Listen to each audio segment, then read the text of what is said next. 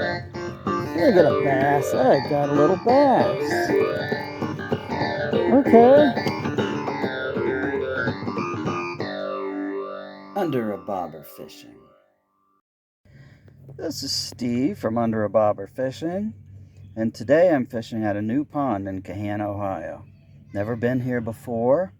I'm in a park. It has 3 ponds. The internet tells me that the pond in the back of the park is the best one. So that was the opinion of a couple of people. So I'm going to start there. And what I'm going to be using is an Aberdeen hook, which you can see in the video there. And I'm going to start off with some Gulp Alive minnows. I use these a lot. If you watch my channel, you would know that. But I got some comments that I need to show the bait that I'm using. So I'm going to be very specific here. So here's the, where is it? This is what the Gulp Alive minnow looks like. It says it's 1 inch long. It's actually a little longer than that. And I'll show you how I put it on the hook in a second. I'm going to have to turn this off and get set up for that. All right, there's my Aberdeen hook there. And I always put these on wacky rigged. And so they kind of look like that. So what I've done is I just put it right through the middle of the body. For the most part, it usually, unless it's been beaten up by a lot of fish already, when I first put a brand new one on, I do try to put it a little bit closer to the head, so just so that it will sort of try to stay level as it is under the bobber. The bobbers that I use are typically weighted ones, and I use those so that I can cast out further. So someone made a comment that maybe I should use a cigar style one, and that's actually not a bad idea. I may do that at some point.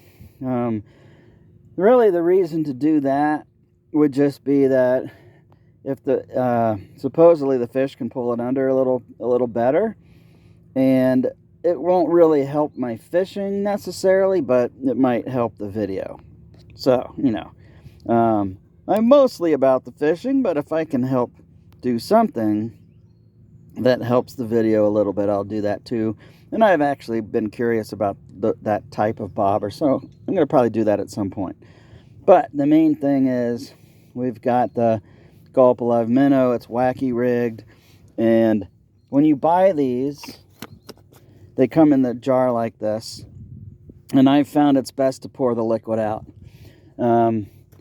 And because when the liquid is in there, they stay really soft, and it's easier, it's been my experience, it's easier for them to come off the hook.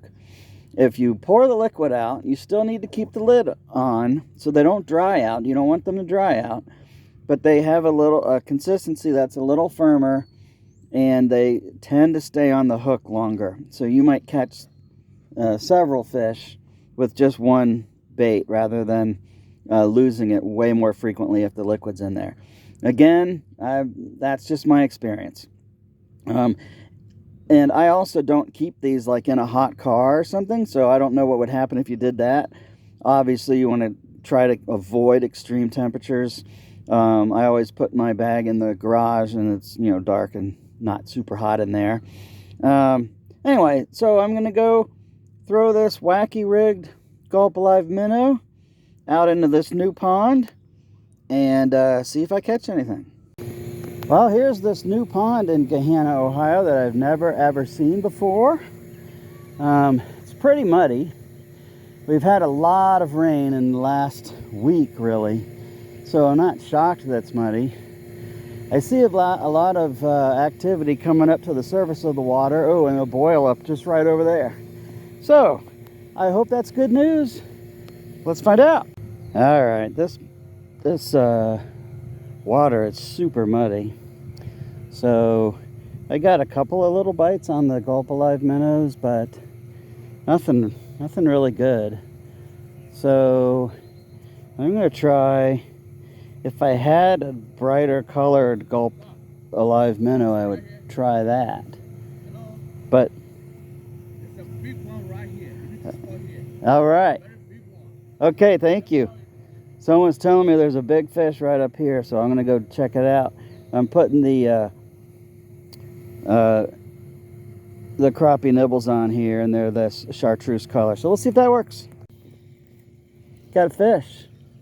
What'd they get? Oh man, I don't know about this. So I didn't even feel it. I was reeling it in to check the bait, and then he was there. So I don't know. That was on the crappie nibbles, because I just wasn't having any luck on the gulp alive minnows. I may go back to them, but we'll see. I mean, he's a nice looking guy, but obviously pretty tiny. Thank you, buddy. Oh no. I just caught a fish and I don't even know if I got it on camera or not. It was a bluegill on a gulp alive minnow.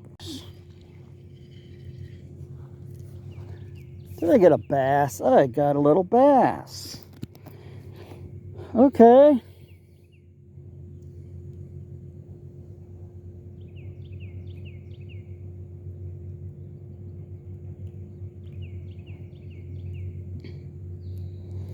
Take a look at him there.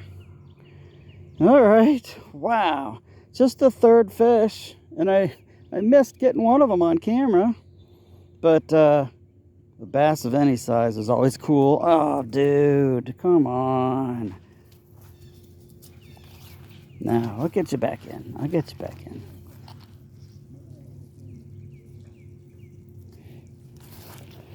So, anyway, there he is. Thank you, buddy.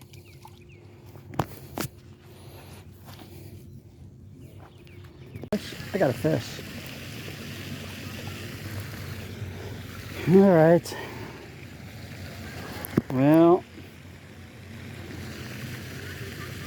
little guy on the crappie nibbles. There he is. Looks good. Thank you, buddy. Did I get one? I did get one.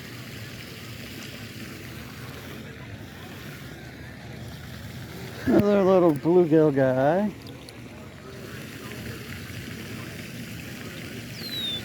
Looks like that's what I'm catching today. Well, I did get that little bass.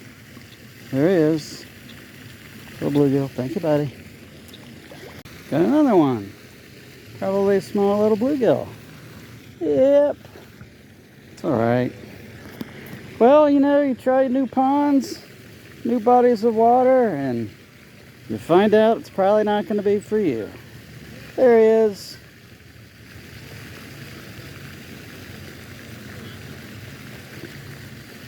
There we go. Thank you, buddy. Alright, I got a fish.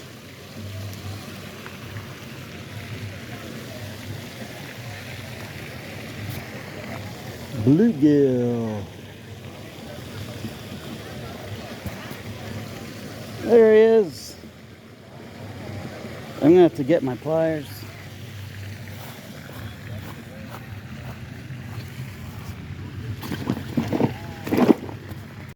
All right, got him out. Well, that's definitely the biggest one of the day, but he's not big. But thank you, buddy.